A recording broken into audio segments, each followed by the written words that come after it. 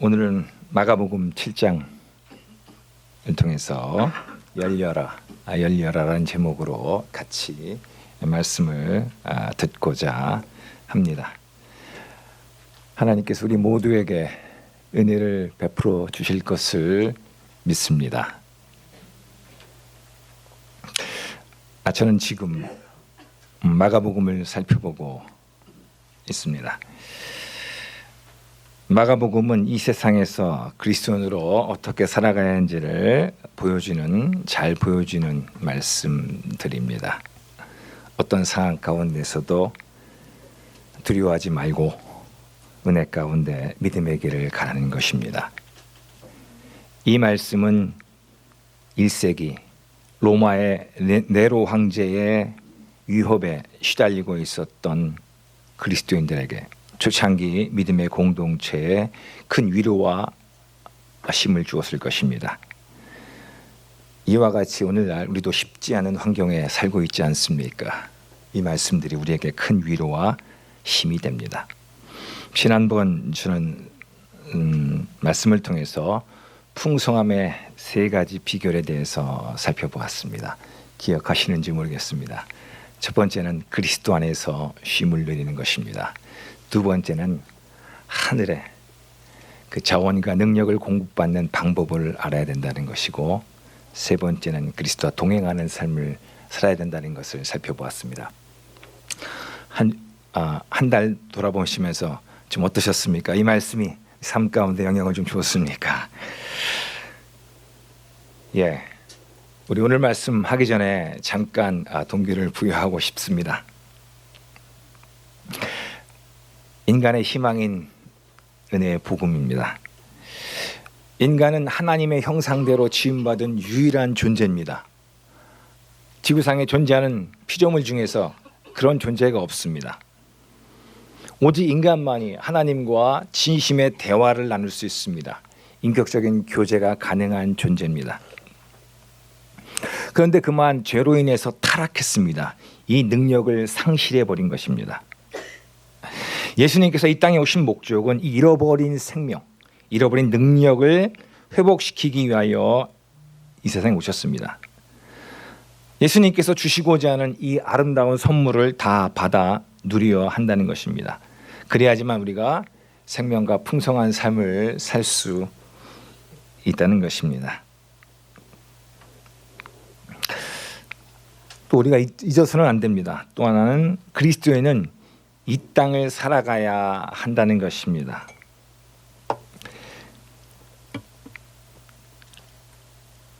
예수님을 믿고 난 이후에, 거듭난 이후에 그냥 하늘로 쫙 올라가면 좋겠는데 그렇지 않거든요. 우리는 이 땅을 살아가야 합니다. 그렇기 때문에 하나님의 은혜가 절실히 필요합니다. 이때 어떻게 살아가야 하는지 지혜가 필요하다는 것입니다. 우리가 왜 마가복음을 살펴봐야 되는지, 예수님과 그 제자들을 살펴봐야 하는지 이유가 나와 있습니다. 우리는 예수님 부르실 때까지, 그때까지는 이 땅을 살아가야 됩니다. 그때 능력 있는 그리스도인의 삶을 살아야 한다는 것입니다. 여러분, 제가 질문을 하도록 하겠습니다. 혹시 막히는 삶 살고 싶은 분 계십니까? 내 인생은 불통하고 막히고 끊기고 꼬이고 이런 삶을 살고 싶은 분 없으시죠? 열리고 형통하고 그리고 또 물된 동상 같은 그런 삶 살고 싶지 않겠습니까? 그렇죠? 그럼 오늘 말씀을 좀 잘 들어주시면 좋겠습니다. 제가 이 여러분 막힘이 얼마나 끔찍한 건지 제 경험을 통해서 잠깐만 나누고 이렇게 말씀을 나누도록 하겠습니다. 제가 이 막힘을 경험한 것은 언제였냐면 이 교통 막힘 얘기하는 겁니다. 2018년도, 2018년이죠. 그때 우리 둘째 딸내미 수능 때였습니다. 시작부터가 좀 그러네요. 수능 때 이제 우리 둘째 딸내미 어디서 시험을 봤냐면 목동에 있는 진명여고에서 시험을 봤습니다. 그래서 제가 이제 차고로 픽업을 하러 딱 가는데 이제 여유를 부렸어요. 가까운 거리니까. 그래서 여유 있게 딱 가는데 그때가 이 출근 시간하고 겹쳐지는 겁니다. 그 유명하게 목동에서 막히는 시간이 막히는 곳이거든요. 아차 싶었습니다. 이미 시간은 점점 오는데 애는 제 애예요 말이에요. 애는 타고 이제 막히고 이거 그때 그 심정은 이게 말로 표현할 수 없을 정도로 어려웠습니다. 그때 교통 순찰차가 이렇게 딱 오더라고요. 사람들이 뭐 배려가 없습니다. 우리는 분명히 수능 보러 간다는데 그래서 순찰차한테 제가 부탁을 했죠. 그러니까 오케이 하더니 에스코트를 해주는 겁니다. 그때가 출퇴근 시간이었기 때문에 반대 차선은 완전 뚫렸거든요. 반대 차선으로 딱 가더니 에스코트를 쫙 하는 겁니다. 그래서 그 뒤를 아주 쫙 홍해가 갈라지듯이 쫙 이렇게 그렇게 무사히 이렇게 시험을 볼 수가 있었습니다. 그래서 막힘과 뚫림에 대해서 닫힘과 열림에 대해서 절실히 느낄 수가 있었습니다. 뚫려야 되겠죠. 저는 그래서 교통순경한테 저는 경찰에 빚을 졌습니다. 그래서 저는 교통경찰한테 딱 찌를 때도 할매기가 없어요. 그 빚을 지기 때문에 또 이런 얘기하면 또 안 되죠 또. 여러분들 막힘과 뚫림입니다. 닫힌 문이 열려야 됩니다. 오늘 말씀을 좀 잘 들어주시기 바랍니다. 저는 오늘 말씀을 통해서 하나의 부정적인 예 그리고 두 가지 긍정적인 예를 통해서 이 부분을 말씀드리고 싶습니다. 하나님의 은혜가 우리 모두와 함께하기를 간절히 원합니다. 제가 첫 번째 나누고 싶은 것은 이것입니다.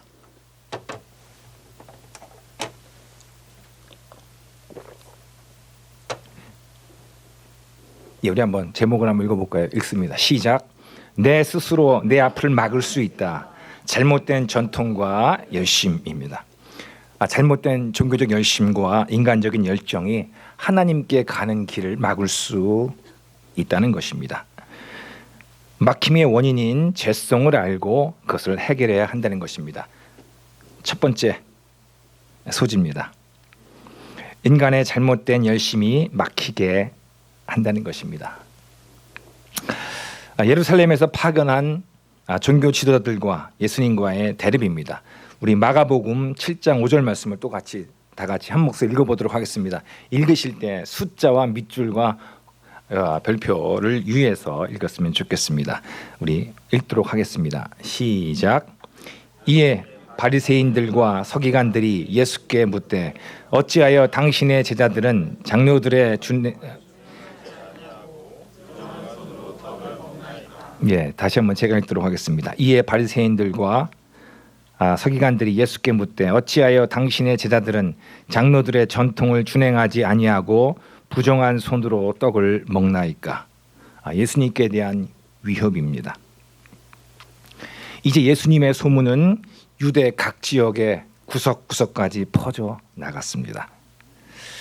아마 유대 중심지였던 예루살렘에 있었던 종교 지도자들의 귀에도 들리게 되었을 것입니다.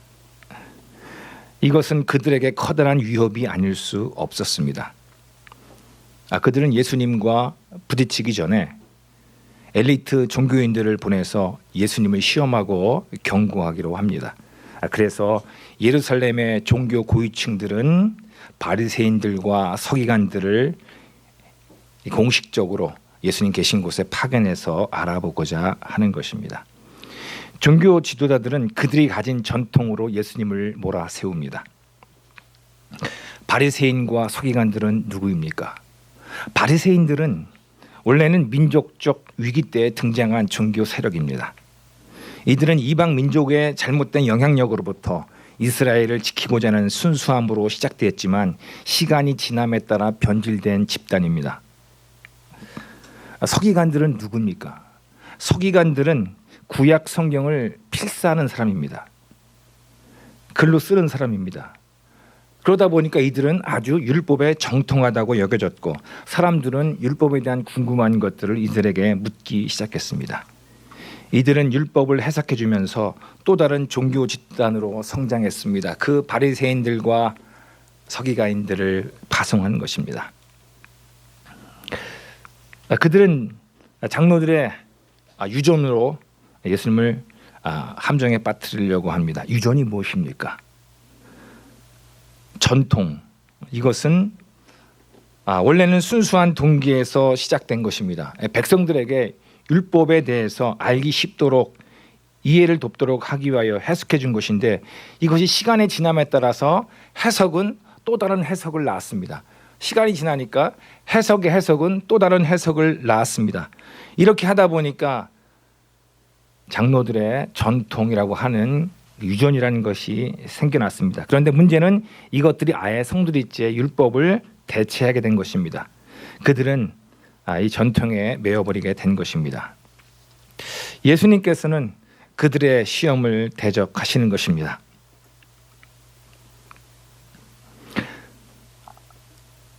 이 예루살렘에서 파견된 종교 지도자들은 가장 보편적인 유전 가운데 하나로 가지고 예수님과 그 제자들을 비난합니다. 그들은 아마 예수님의 모습을 예의주시했을 것입니다. 그리고 그 당시의 전통이었던 손 씻는 문제로 예수님을 문제 삼습니다. 원래 하나님께서는 이스라엘 백성들의 위생과 건강을 위해서 손 씻는 법을 율법에 넣으셨습니다. 그런데 그들은 그것을 다른 사람들을 통제하는 수단으로 전락시킨 것입니다. 여러분, 손 씻는 것, 지금으로부터 4천여 년 전에 손을 씻는 것이 있다는 것이 얼마나 놀라운지 우리는 코로나를 지나면서 확인할 수 있는 것입니다. 그런데 문제는 하나님께서 아마 그 사실도 알았을 거예요. 이런 것을 알면서까지도 여기에 집어넣은 겁니다. 이것으로 문제를 삼습니다. 근데 예수님께서는 이들에 대해서 이사야 선지자의 말을 인용해서 반박합니다. 그들의 문제는 딱 한마디, 외식함입니다. 우리 6절 말씀을 우리 또 한번 읽어보도록 하겠습니다. 6절을 읽도록 하겠습니다. 읽습니다. 시작. 이르시되 이사야가 너희 외식하는 자에 대하여 잘 예언하였도다. 기록하였을 때 이 백성이 입술로는 나를 공경하되 마음은 내게서 멀도다. 정확하게 그들이 어떤 존재인지 예수님께서 말씀하시는 것입니다. 외식함입니다. 예수님께서는 그들의 문제를 정확하게 지적하십니다. 문제는 그들은 겉으로는 마치 하나님을 위하는 것 같지만 실제로의 마음은 아니라는 겁니다. 겉만 청결하게 할 뿐 내면은 그렇지 않았다는 것입니다. 예수님께서는 외면도 중요하지만 내면도 중요하다는 것입니다. 그리고 예수님께서는 아주 결정적으로 고르반 이야기를 통해서 그들의 잘못을 바로잡아 주고자 했습니다. 우리 11절 말씀을 또 한번 읽어보도록 하겠습니다. 11절 말씀 읽습니다. 자, 시작. 너희는 이르되 사람이 아버지에게나 어머니에게나 말하기를 내가 드려 유익하게 할 것이 고르반 곧 하나님께 드림이 되었다고 하면 그만이라 하고, 예수님께서는 그들의 잘못을 지적하면서 고르반이라는 것을 가지고 보여주시는 것입니다.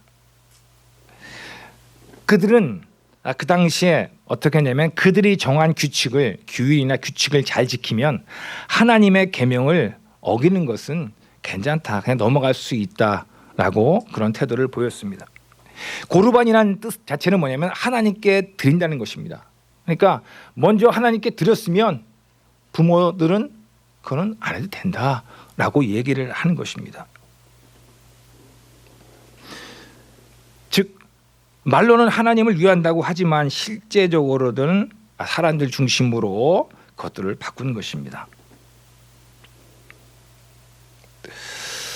우리도 살아가면서 이런 것들이 있을 수 있습니다. 그 당시만 그런 것이 아니라 역사를 통해서 이런 부분들이 문제가 되는 것들을 볼 수가 있습니다.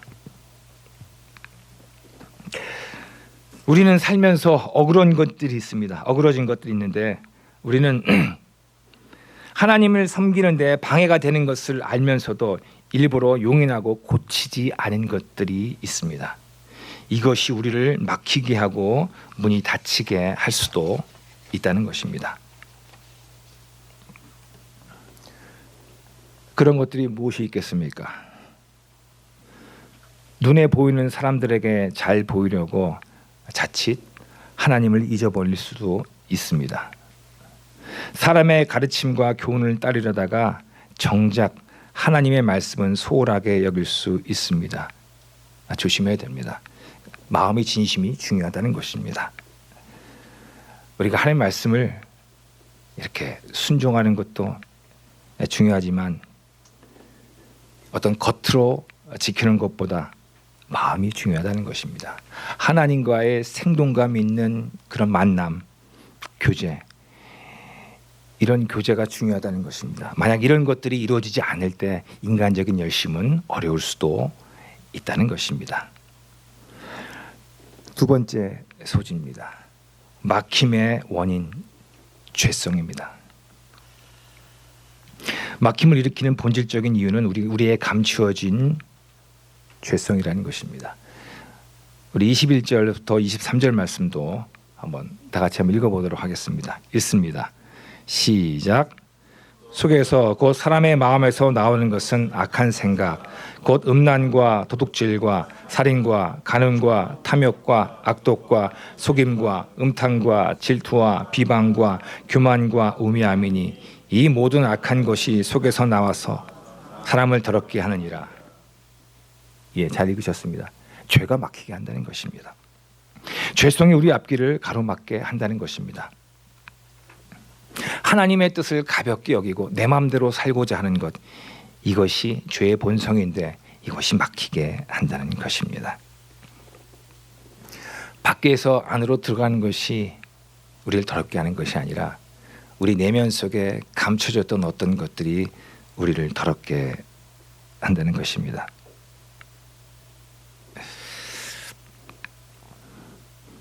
우리가 여기서 잘 알아야 될 것이 있습니다. 그것은 예수님께서는 율법 자체를 부정하는 것이 아닙니다. 문제는 사람이 그 율법을 이용해서 자신의 욕심을 채우고자 하는 잘못된 방법을 지적하시는 것입니다. 그들은 율법의 참된 기능을, 그 정신을 보다는 겉으로 드러나는 것에 치중했습니다. 그 율법이 갖고 있는 그 올바른 도덕성에 대해서 예수님께서 그것 자체를 부정하는 것이 아닙니다. 우리는 그 사실을 잘 알아야 됩니다. 예수님께서는 외적으로 드러나는 것뿐만이 아니라 그 내면에 감춰진 그 정신, 이것이 중요하다고 얘기를 하는 것입니다. 겉으로 드러나는 것이 보다도 내면에 감춰진 그 사악함이 더 무서울 수 있다는 것입니다. 그럼 율법의 기능이 무엇입니까? 율법은 인간이 죄인임을 보여줍니다. 성경은 이렇게 얘기를 합니다. 인간은 죄를 지어서 죄인이 아니라 죄인이기 때문에 죄를 행한다는 것입니다. 이 말을 잘 알아야 됩니다. 우리가 죄를 지었기 때문에 죄인이 아닙니다. 우리는 죄인으로 태어났기 때문에 죄를 지을 수밖에 없는 존재라는 것입니다. 그렇기 때문에 내가 죄인이라는 것을 아는 것이 축복이라는 것입니다. 어떻게 죄인임을 알 수 있느냐? 율법을 통해서, 하나님 말씀을 통해서만 알 수 있다는 것입니다. 우리 안에 이런 것들이 감춰져 있습니다. 음란함, 그리고 더러움, 그리고 다른 사람에 대한 비웃음과 적대감, 남이 잘 되면 시기하고 질투하고 못하면 무시하는 어떤 죄성, 이런 것들이 우리 안에 있습니다. 감추어져 있습니다. 이런 것들을 알아야 된다는 것입니다. 이런 것들을 아는 것, 이것이 율법이 하는 것입니다. 하나님 말씀은 우리가 어떤 존재인지를 정확하게 알게 합니다. 우리는 어떤 존재입니까? 우리는 죄를 지어서 죄인이 아니라 죄인이기 때문에 죄를 지을 수밖에 없는 존재입니다.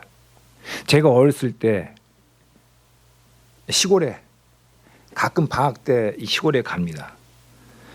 그러면 저희 시골에서 돼지를 키웠습니다. 돼지우리 있지 않습니까?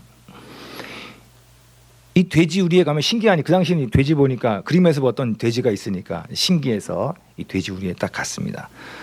그런데 그 돼지우리 앞에는 돼지 먹이를 주는 여물통이 있습니다. 여러분 보신 적이 있는지 모르겠는데 이 나무로 만들어져 있습니다. 자, 그런데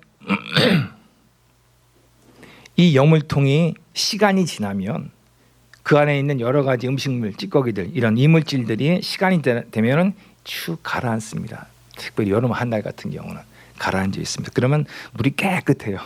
그러면 오히려 여물통 물이 깨끗해 보입니다. 그런데 거기 가서 여물통 한번 발로 한번 팍 차 못합니까? 밑에 가라앉았던 것이 뚜루룩 떨어옵니다. 그래서 이물질이 나타납니다. 우리 내면이 이와 같다는 것입니다. 평상시에는 아주 깨끗하고 그리고 맑아 보이지만 상황이 어떤 자극이, 외적인 자극이 가해지면 어떻습니까? 그런 것들이 툭 수면 위에 떠오른다는 것입니다. 그것을 볼 수 있는 것이 축복이는 것입니다. 인간이 어떤 존재인지 정말 아는 것. 근데 이것은 감추어져 있습니다. 그래서 볼 수가 없어요. 드러나는 것밖에 볼 수가 없습니다. 그것을 알기 위해서는 하나님 말씀을 통할 수밖에 없어요.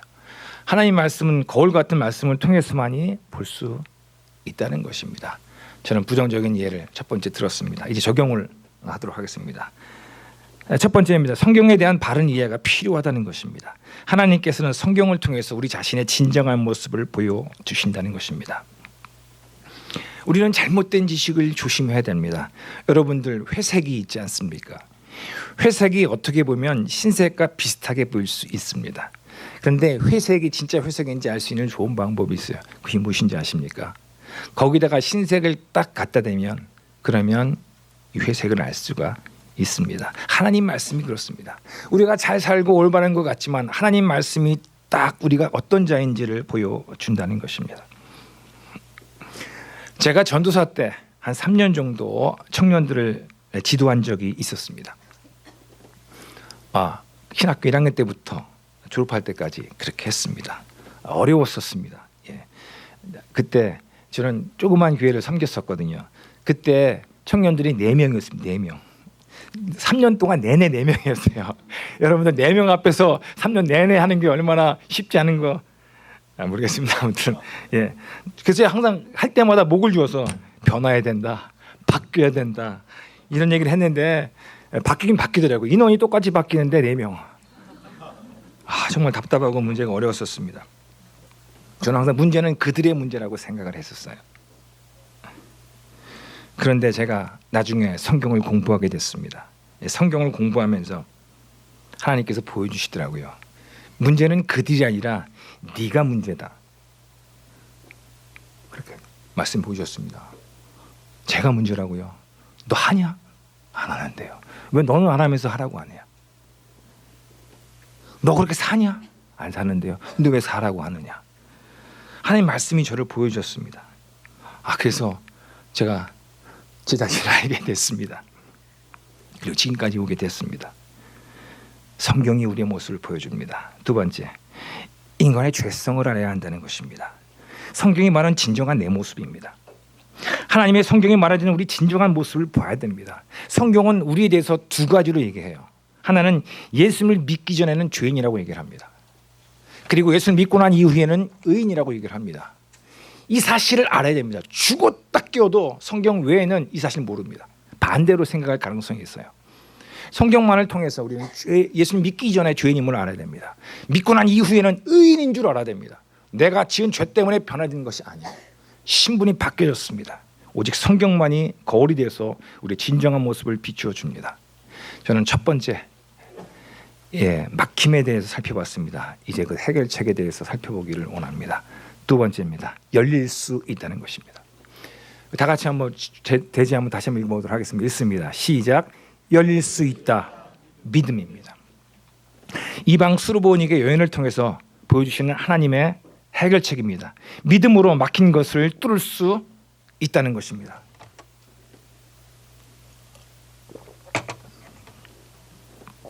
첫 번째 소지입니다. 믿음은 시험받을 수 있다는 것입니다. 막힘을 해결하는 그 믿음은 처음에는 도전받을 수 있다는 것입니다. 우리 마가복음 7장 27절 말씀, 마가복음 7장 27절 말씀을 다 같이 한 목소리 읽도록 하겠습니다. 읽습니다. 시작. 예수께서 이르시되 자녀로 먼저 배불리 먹게 할지니 자녀의 떡을 취하여 개들에게 던짐이 마땅치 아니하니라. 예수님은 지금 이방 지역을 다니십니다. 예수님께서 이방 지역을 다니시면서 경험한 것입니다. 예수님께서는 지금 두로와 시돈으로 가십니다. 이곳이 어디입니까? 이곳은 이스라엘을 벗어난 이방 지역입니다. 이곳에서 한 여인을 만나십니다. 그 여인은 이방 여인이었습니다. 수르보니게 여인이었고 마태는 그 여인이 가나안 여인이라고 얘기를 합니다.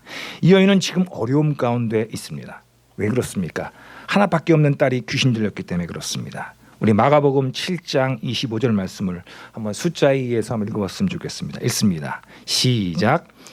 이에 더러운 귀신 들린 어린 딸을 둔 한 여자가 예수의 소문을 듣고 곧 와서 그 아래에 엎드리니 자녀에 대한 그 절박함, 이것이 그 여인으로 하여금 예수님께 나와서 무릎을 꿇게 한 것입니다. 모성애가 그렇게 한 것입니다. 예수님께서는 그런데 이 여인의 부르짖음에 침묵을 하십니다. 예수님은 여인의 간절한 부르짖음에 침묵으로 응수하시는 것입니다. 도대체 왜 그렇습니까? 평상시에 예수님과 맞지 않는 그런 행동을 하시는 것 같습니다. 이것을 알기 위해서는 마가복음 자체는 모릅니다. 마태복음을 살펴봐야 됩니다. 병행 구절인 마태복음을 살펴보기를 원합니다. 예수님께서 이 여인을 어떻게 대하셨는지 마태복음 15장 22절로부터 23절 말씀입니다. 우리 한번 읽어보도록 하겠습니다. 읽습니다. 시작. 가나안 여자 하나가 그 지경에서 나와서 소리질러 이르되 주 다윗의 자손이요 나를 불쌍히 여기소서 내 딸이 흉악하게 귀신 들렸나이다 하되 예수는 한 말씀도 대답하지 아니하시니. 앞부분까지입니다. 마태는 이 여인이 예수님을 부를 때 어떤 호칭을 사용하냐면 주 다윗의 자손이요라고 부르게 했습니다. 여러분, 다윗의 자손 예수님 아닙니까? 정확한 지식 아닙니까? 이 호칭에 전혀 문제가 없습니다. 근데 문제는 뭐냐면 이 호칭을 부르는 여인에게 문제가 있는 것입니다. 여러분들 보십시오. 이 여인은 이방 여인입니다. 이 여인은 이 용어를 어딘가에 들었을 것입니다. 즉 그가 들은 것은 뭐냐면 이스라엘은 선민의식, 하나님으로부터 택함받았다는 의식을 갖고 있다는 것입니다. 근데 이것이 비유대인들에게는 아주 거스르는 것 아니겠습니까?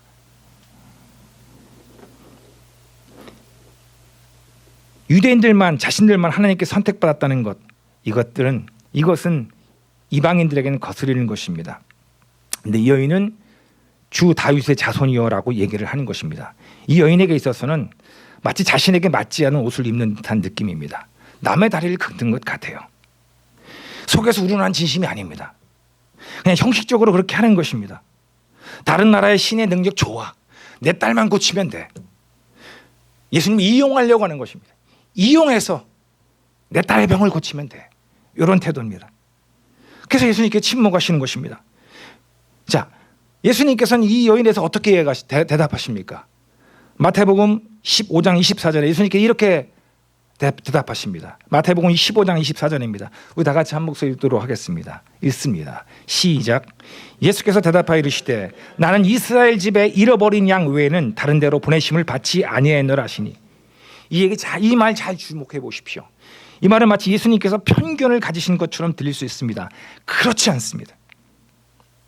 오히려 예수님께서 이 말씀을 통해서 이 여인이 갖고 있는 편견을 깨트리시는 것입니다. 내가 만약 이스라엘 집에 보냄을 받았다면 너는 내게 올 자격이 없어 라는 것입니다. 자, 보십시오. 이스라엘 집에 잃어버린 양에게, 예수님이 강조하시는 것은 앞에 있는 이스라엘 집이 아니라 두 번에 있는 잃어버린 양에게 보냄을 받았다는 것입니다. 예수님의 관심은 민족이나 집단이라기보다도 한 사람 한 사람입니다. 혈통적, 그리고 여기서 말하는 이스라엘은 혈통적 이스라엘이 아니라 영적인 이스라엘, 하나님의 백성이라는 것입니다. 예수님께서는 처음부터 한 영혼에 대한 관심이 있는 거지 전체는 그 포함해서 보는 것입니다. 이제 이 여인의 호칭이 달라집니다. 마태복음 15장 25절에 이렇게 기록되어 있습니다. 여자가 와서 예수께 전하며 이르되 주여 저를 도와주소서. 이제 개인적으로 가져옵니다.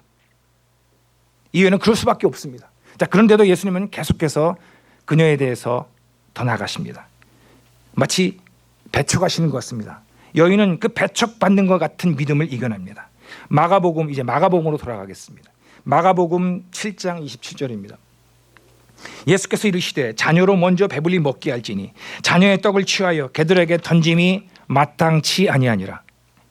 예수님께서는 여기서 그녀를 개 취급하는 것 같습니다. 여기서 우리는 주의해야 됩니다. 여기서 마치 예수님께서 이 여인을 심각하게 인격 모독하는 것처럼 보일 수 있지만 그렇지 않습니다. 그 당시 상황으로 이 말을 알아야 됩니다. 여기서 말한 개는 그냥 개가 아니라 개 가정에서 이렇게 애지중지 키우는 그러한 개를 말하는 것입니다. 요즘 그런 일이 많이 있지 않습니까? 작은 개를 의미하는 것입니다. 예수님께서는 인격 모독하는 것이 아니라 그녀에게 자기 부인을 요구하시는 것입니다. 자기 부인. 예수님께서는 그 전능하신 능력으로 이 여인이 어떤 여인인지 알았어요. 이 여인은 그냥 단지 그냥 치고 빠지게 자기 딸만 고치고 그냥 나가려고 한 것입니다. 근데 예수님께서는 그의 믿음을 봤습니다. 그의 내면은 그 정도가 아니라 더 큰 믿음이 있다는 걸 아셨기 때문에 예수님께서는 거기까지 가시는 것입니다.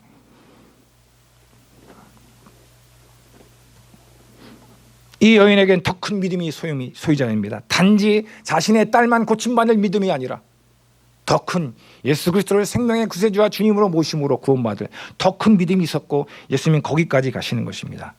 여러분들, 주님께서는 종종 우리를 시험하십니다. 때로는 우리가 무시당하고 그리고 때로는 우리가 부정당하는 것 같은 부당하게 대우받는 것 같은 것을 겪게 할 수가 있습니다. 때로는 주님께서 침묵하실 수 있습니다. 시간이 늦춰지는 것입니다. 간절히 뜨겁게 반복해서 기도하는데 기도 응답은커녕 더 상황이 더 안 좋게 보일 수 있습니다.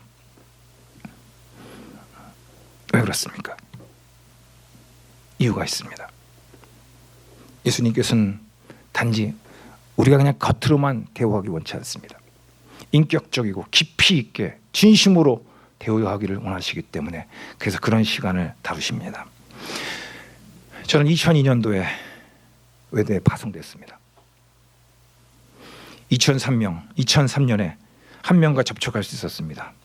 그런데 그 친구는 얼마 지나냐 똑 떨어졌고 3년 동안 단 한 명도 성경 공부하지 못했습니다.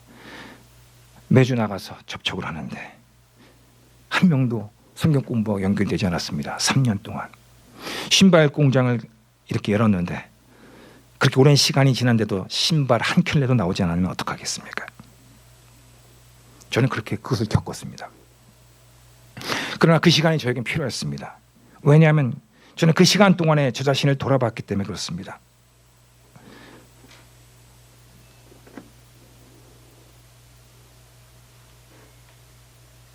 저는 그 시간에 저 자신을 돌아봤습니다. 주님께서 이렇게 저에게 말씀하는 것 같습니다. 너 정말 거길 계속할래? 너 이래도 계속하겠냐?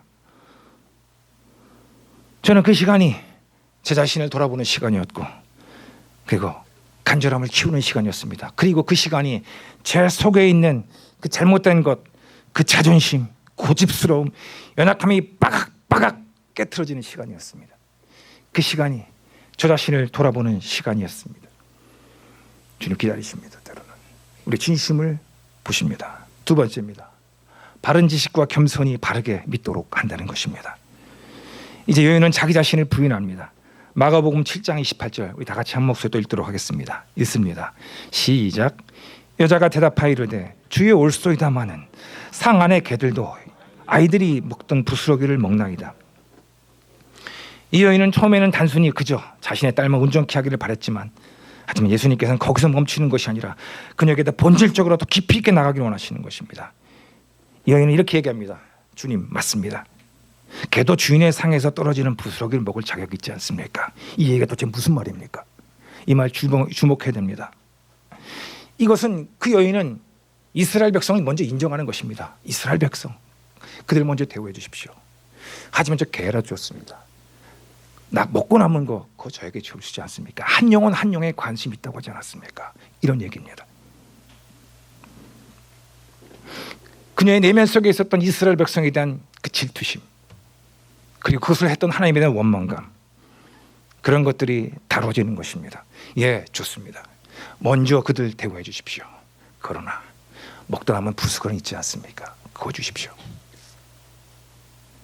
그녀의 내면에 갇혀있던 그 질투심 이기심 감춰졌던 것을 다루시는 것이고 그녀는 그것을 믿음으로 이겨냅니다. 예수님께서는 거기까지 가시는 것입니다. 진심에서 우러나오는 그 겸손, 자기 부인. 예수님은 그런 잠재력을 아셨기 때문에 거기까지 가시는 것입니다. 예수님께서는 그녀의 믿음을 이제 칭찬하시고 이렇게 얘기하십니다. 두 구절을 같이 얘기하겠습니다. 마태와 마가복음입니다. 마가복음 7장 29절에 예수께서 이르시되 이 말을 하였으니 돌아가라. 귀신이 내 딸에게 나갔느니라 하시매, 마태는 이렇게 얘기를 합니다. 마태복음 15장 28절 말씀에 이에 예수께서 대답하여 이르시되 여자여 내 믿음이 크도다. 내 소원대로 되리라 하시니 그때로부터 그의 딸이 나으니라. 이제 그 여인은 자신의 자녀가 귀신에 쫓겨날 정도의 믿음이 아니라 더 나아가서 구원의 믿음까지 나간 것입니다. 도대체 어떻게 이 여인은 이런 믿음을 소유하게 됐습니까? 저는 세 가지라고 생각합니다. 첫 번째는 자녀에 대한 간절함입니다. 모성애, 아이에 대한 간절함이 그렇게 한 것입니다. 두 번째는 예수님에 대한 소문입니다. 예수님의 소문을 듣고 나왔다고 했습니다. 그가 들은 예수님에 대한 소문은 어떻습니까? 예수님은 한 사람 한 사람 결코 거절하지 않는 분이고 한 영혼 한 영혼을 소중하게 여기고 불쌍히 여기신 분이라는데, 내가 만난 예수님은 도대체 어떻게 된 거야? 내가 들린 것이 틀렸나? 아니야, 뭔가 있지 않겠나? 그 소문이 그녀로 하여금 믿음을 갖게 했습니다. 세 번째는 이 여인 예수님 만났지 않았습니까? 예수님께서 이 여인에게 말을 했지 않았습니까? 이 여인을 쳐다보지 않았겠습니까? 예수님의 그 눈, 예수님의 그 몸짓, 예수님의 그 행동은 이분은 하나님의 아들이 분명하며 나를 향한 어떤 마음이 있다는 것이 있었기 때문에 그것이 그녀로 하여금 그런 믿음을 갖고 그 모든 대우를 참고 견디고 인내하게 한 것입니다.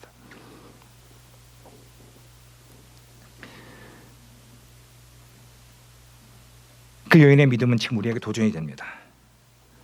그 여인은 편견과 침묵과 배척당함까지도 시험당함을 믿음으로 이겨냈습니다. 믿음으로 이겼습니다. 자녀를 향한 그 애끓는 마음이, 그 사랑이 이렇게 한 것입니다. 예수님에 대한 믿음이 이 모든 것을 이겨낸 것입니다. 예수님 직접 만나서 본 그 예수님의 눈빛, 예수님의 그 몸짓, 예수님의 동작 하나하나가 그녀로 하여금 예수님을 믿게 하는 것입니다. 이제 적용하도록 하겠습니다. 두 가지 정도 하고 싶습니다. 첫 번째, 하나님은 사랑이심을 알아야 한다는 것입니다. 하나님께서는 누구든지 가리지 않습니다. 하나님께서는 우리에게 은혜를 베푸시기를 원합니다. 하나님의 사랑은 누구에게나 동일합니다. 그들이 유대인이든지 이방인이든지 잘났든지 못났든지 배운 자든지 못 배운 자든지 아니면 가난한 자든지 부유한 자든지 있는 자든지 없는 자든지 하나님의 사랑은 동일하다는 것입니다. 우리는 그 사랑을 믿고 기다릴 줄 알아야 됩니다. 그런데 왜 그게 못 느껴집니까? 여러분들 돌아보십시오. 어떻습니까? 여러분 진심으로 그렇게 하십니까? 침묵을 통해서 우리의 진심을 물어볼 수 있습니다. 두 번째입니다. 어떤 경우라도 하나님을 믿어야 한다는 것입니다. 믿음에는 경중이 있습니다. 작은 믿음에서 큰 믿음으로 성장해 나가는 것입니다. 어떻게 하면 좋겠습니까? 믿음을 키워야 됩니다. 거룩한 믿음 위에 자신을 세워 나가야 됩니다. 유다는 유다서 1장 20절 말씀에 이렇게 우리에게 도전합니다. 유다서 1장 20절 말씀입니다. 사랑하는 자들아, 너희는 지극히 거룩한 믿음 위에 자신을 세우며 성령으로 기도하며라고 했습니다. 사랑하는 자들에게 들려주시는 주님의 음성입니다. 지극히 거룩한 믿음 위에 세우라고 했습니다. 지극히 거룩한 믿음이 무엇입니까? 하나님의 변하지 않는 말씀 위에 자신을 세우는 것, 그것이 거룩한 믿음입니다. 하나님의 약속은 반드시 이루셨다는 걸 믿는 것, 그것이 거룩한 믿음입니다. 그리고 성령으로 기도하는 것이 무엇입니까? 약속을 가지고 기도하고 성령의 음성을 듣는 것입니다. 기도하는 것입니다. 그럴 때 믿음이 자랄 수 있습니다. 저는 열리는 방법에 대해서 살펴봤습니다. 이제 세 번째입니다. 저는 막힘과 뚫림에 대해서 살펴봤습니다. 세 번째 대지입니다. 세 번째 대지도 한번 읽어보도록 하겠습니다. 읽습니다. 시작. 열릴 수 있는 근거, 예수님의 은혜. 열릴 수 있는 근거는 우리에게 있지 않고 하나님께 있다는 것입니다. 은혜는 자격 없는 자에게 베푸시는 무조건적인 하나님의 긍휼하심입니다. 이 은혜가 어떤 막힘도 뚫을 수 있다는 것입니다. 첫 번째 소지입니다. 열려진 사람이 닫힌 자를 열리도록 이끈다는 것입니다. 이미 열린 사람이 닫힌 사람을 열리도록 한다는 것입니다. 영혼을 불쌍히 여기는 마음이 막힌 것을 해결하는 시작이 된다는 것입니다. 마가복음 7장 31절 말씀을 한번 읽어보도록 하겠습니다. 마가복음 7장 31절입니다. 읽습니다. 시작. 예수께서 다시 두로 지방에서 나와 시돈을 지나고 데가볼리 지방을 통과하여 갈릴리 호수에 이르시매 사람들이 귀먹고 말 더듬는 자를 데리고 예수께 나와 안수하여 주시기를 간구하거늘. 사람들이 귀먹고 말 더듬는 자를 예수님께 데려온 것입니다. 예수님께서는 계속해서 유대 바깥 지역에 머물러 계십니다. 두로 지방에서 시돈 지방으로 그리고 데가볼리 지방을 통과해 오시는 것입니다. 이 지역은 공통점이 있는데 그것은 유대를 지역을 벗어난 이방 지역이라는 것입니다. 자, 그때에 사람들이 한 사람을 데려옵니다. 그런데 그 사람은 아주 비참한 가운데 있는 사람이었습니다. 귀먹고 말 제대로 못하는 사람이었습니다. 여기서 우리가 주목할 것은 뭐냐면 이 사람의 믿음으로 온 것이 아니에요. 누군가가 이 사람의 손을 잡고 예수님께 데려온 것입니다. 왜 그를 데려왔겠습니까? 이 사람에 대한 간절함이 그렇게 한 것입니다. 아마 그의 친척이나 가족이나 친지 아니면 친구일 수도 있습니다. 그를 불쌍히 여겨서 그를 고치고 싶은 간절함으로 그를 예수님께 데려온 것입니다. 여기서 우리가 또 주목할 것이 있습니다. 그것은 예수님께서는 다양한 방법으로 사람을 도우신다는 것입니다. 주목해 보십시오. 우리 33절 말씀을 읽어보도록 하겠습니다. 읽습니다. 시작. 예수께서 그 사람을 따로 데리고 무리를 떠나사 손가락을 그의 양귀에 놓고 침을 뱉어 그의 혈에 손을 대시며. 예수님께서는 다양하게 사람을 대하십니다. 우리가 주목해야 될 것입니다. 예수님은 똑같이 사람을 대하시는 법이 없어요. 왜냐하면 사람이 다 다르기 때문에 그렇습니다. 그에게 딱 맞는 맞춤식으로 대해주시는 것입니다. 이 사람은 어떻게 했습니까? 예수님 손잡고 밖으로 데려나가요. 왜 손잡고 밖으로 내려가신지 아십니까? 이 사람은 귀먹고 말 더듬는 사람입니다. 이런 사람은 대부분이 자폐증입니다. 이런 사람들이 가장 무서워하는 게 뭐냐면 많은 사람들 앞에 있는 게 두려워요. 그래서 예수님께서는 그의 맞춤식으로 그의 손을 잡고 아무도 없는 바깥으로 데려나가는 것입니다. 또 이 귀 멀고 잘 말 못하는 사람은 들어본 적이 없기 때문에 예수님을 들어야지 믿음이 생기는데 들어본 적이 없는 겁니다. 예수님 어떻게 하십니까? 그래서 퍼포먼스를 합니다. 눈에 보이는 것으로 행동합니다. 그래서 그의 양귀에다 예수님의 손가락을 집어넣고 그리고 그 혓바닥을 빼서 침 뱉고 그리고 아예 손을 대시면서 그렇게 하시는 것입니다. 왜 그렇게 하십니까? 이 사람이 만약에 맹인이었으면 그렇게 하지 않을 것입니다. 이 사람이 귀머거리고 말 못하는 사람이기 때문에 이 사람에게 맞춤식으로 그렇게 하신 것입니다. 이 사람의 믿음을 키우기 위해서 이 사람 맞춤식으로 예수님 그렇게 하신 것입니다.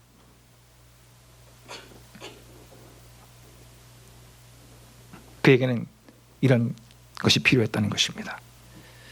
아마 묵상해 봤으면 좋겠습니다. 우리 주변에 혹시 이런 자들 없지 않습니까?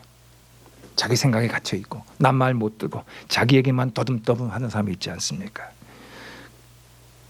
이런 자도 주님은 품으십니다. 하나님께 거절하는 자가 있지 않습니까?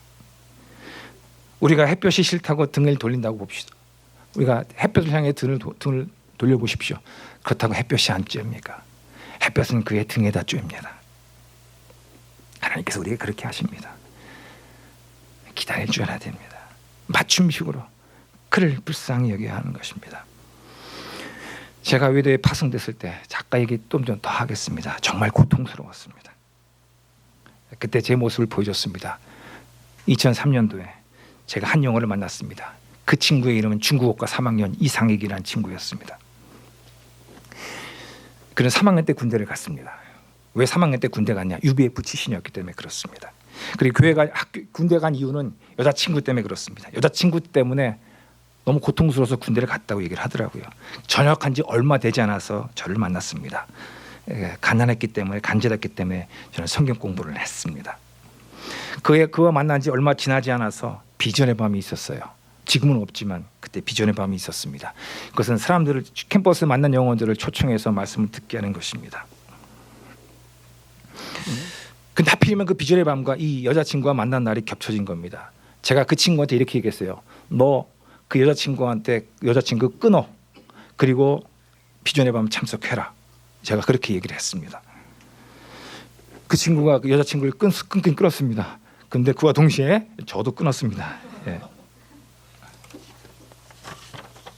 제가 왜 그 친구를 이렇게 비전의 밤에 데려오기로 했습니까? 파송된 지 1년이 지나서 제 능력치를 보여주고 싶었습니다. 김영국 목사는 외대에 가서도 1년 만에 사람을 데려올 수 있다는 걸 보여주려고 그렇게 무리하게 그에 그렇게 얘기한 것입니다. 그가 여자친구를 만나서 그것 때문에 군대 가고 그 문제 때문에 그가 고통스럽고 힘들어하는 것은 안중에도 없었습니다. 그가 그 아픔이 어떻게 되는지 저는 안중에도 없었어요. 저는 무조건 걔를 데려와서 채워야 됐습니다. 이게 제 자신입니다. 그가 떡 떨어진 이후에 4년 동안 한 명도 못 만났습니다.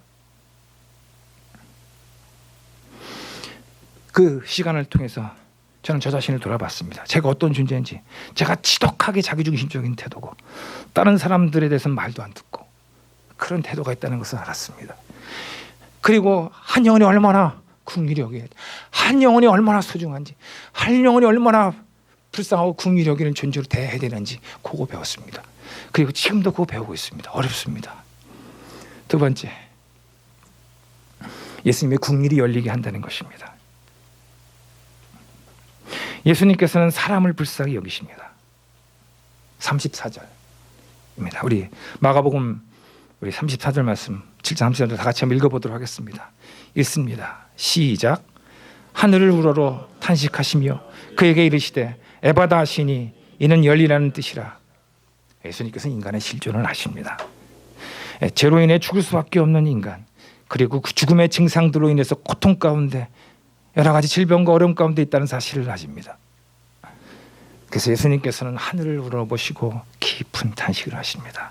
그리고 에바다, 딱 한마디 에바다 하십니다. 열려라, 딱 한마디 하십니다.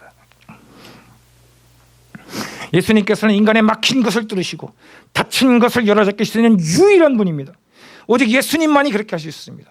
예수님께서는 말씀을 통해서 그렇게 하십니다. 지금도 그렇게 하십니다. 이 귀멀고 말 더듬는 이 사람에게 열어잡힌 에바다신 분은 이제 우리에게도 동일하게 우리의 환경 가운데서 에바다 하십니다. 열리라라고 얘기하십니다. 우리에게 이런 은혜가 임해야 됩니다. 예수님께서는 문제를 다 해결해 주십니다. 35절 말씀에 어떤 일이 벌어졌습니까? 그의 귀가 열리고 혀가 맺힌 것이 곧 풀려 말이 분명해졌더라. 예수님께서는 어떤 문제도 해결해 주십니다. 주님 앞에 문제가 없습니다. 문제는 주님 앞에 나오지 않는 것이 문제입니다. 주님 앞에 진정 나오기만 하면 예수님께서는 에바다 하십니다. 어떤 막힌 것도 뚫고 어떠한 닫힌 것도 열 수 있는 분, 그분이 예수님이십니다. 어떤 질병도 예수님께서는 해결할 수 있습니다. 예수님께 답이 있습니다. 37절 말씀입니다. 사람들이 심히 놀라 이르되 그가 모든 것을 잘하였도다. 못 듣는 사람도 듣게 하고 말 못하는 사람도 말하게 한다 아니라. 예수님께서는 단지 병마만 아니라 외적인 문제만 아니라 우리의 내면도 고치십니다. 개인의 문제뿐만 아니라 우리 모든 우리의 문제도 해결합니다. 나라의 문제도 모임의 문제도 다 해결하십니다.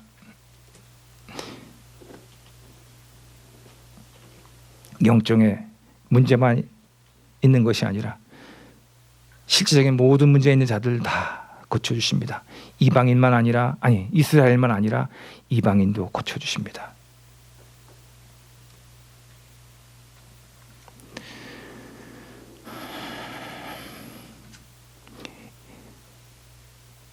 이 말씀을 좀 묵상하기를 원합니다. 우리에게 있는 문제는 딱 하나, 예수님께 나가지 않는 것이 문제입니다. 예수님께 나가기만 하면 그분은 우리를 불쌍히 여기시고 긍휼히 여겨주십니다.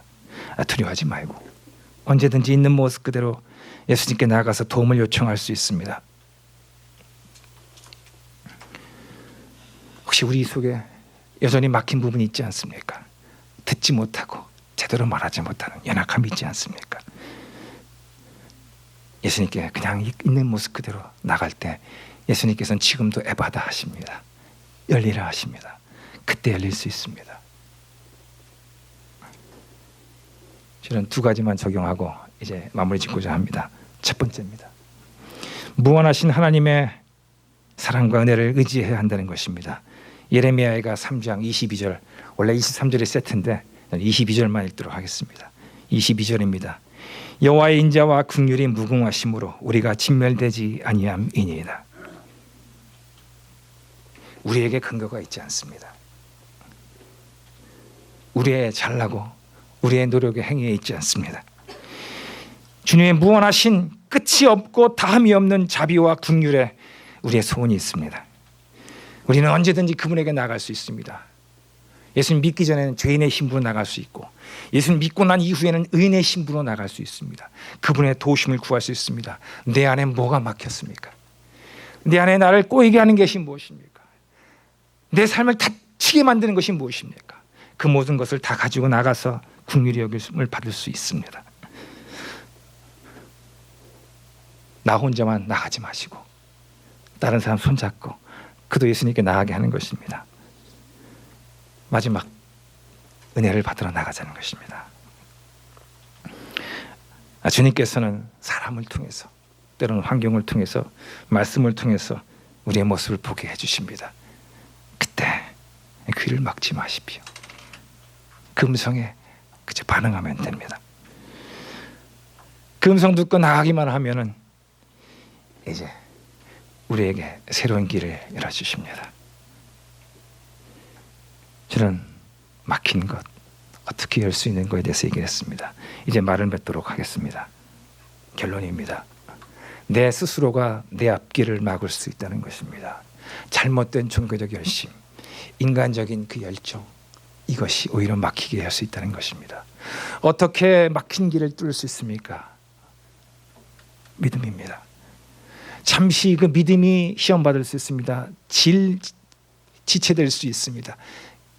참고 기다릴 때 믿음으로 그 길을 열 수가 있습니다. 어떻게 열릴 수 있습니까? 하나님의 은혜로 열릴 수 있습니다. 다른 사람 손을 잡고 은혜의 길을 열어주십시오. 그리고 그 무한함, 다함이 없는 그 은혜를 의지하시기 바랍니다. 그런 귀한 형제자매님 되시기를 예수님의 이름으로 부탁의 말씀을 드립니다. 다 같이 한번 기도하시겠습니다. 우리 자신의 모습을 부담스럽더라도 돌아보시고 막힌 것이 있습니까? 다친 것이 있습니까? 주님 앞에 나가서 아뢰는 시간 되기를 원합니다. 기도하시겠습니다.